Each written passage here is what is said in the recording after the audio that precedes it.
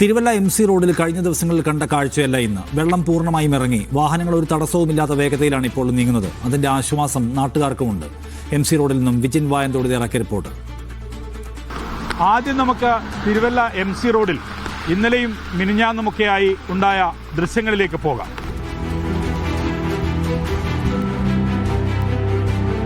ഇന്ന് രാവിലെയാകുമ്പോൾ അതല്ല സ്ഥിതി. മാറ്റം വന്നിരിക്കുന്നു. പൂർണ്ണമായും MC റോഡിലെ വെള്ളം ഒഴുകി മാറിയിരിക്കുന്നു. ആശ്വാസം നൽകുന്ന, സന്തോഷം നൽകുന്ന കാഴ്ചയാണ്.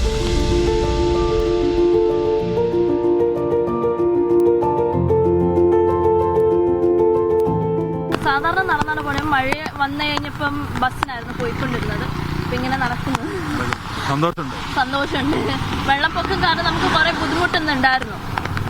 ഇപ്പം കുഴപ്പമില്ല. മഴ നിൽക്കട്ടെ എന്നുള്ള പ്രാർത്ഥന മാത്രം. അതെ, മഴ നിൽക്കട്ടെ. MC റോഡ് ക്ലിയറായി. പക്ഷെ ബൈ റോഡ് അങ്ങോട്ടെല്ലാം താഴ്ന്ന പ്രദേശമല്ല, മണുവലയാറിന്റെ തീരമല്ല.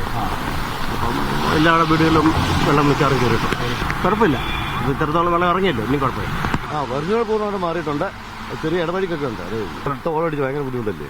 ഓടടിച്ച് വീടൊക്കെ ഭയങ്കരമായിട്ട് പോയിട്ടുണ്ട്. ഇന്നിപ്പോ സന്തോഷമുണ്ടോ? വെള്ളം സന്തോഷമല്ലേ.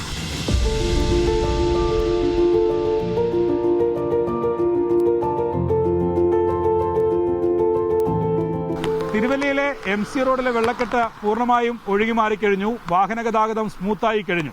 പക്ഷേ അപ്പോഴും ആശങ്ക ഒഴിയുന്നില്ല. ശക്തമായി തന്നെ മഴ ഇപ്പോഴും പെയ്യുന്നുണ്ട്. അതിതീവ്രമായ മഴയല്ലെങ്കിലും.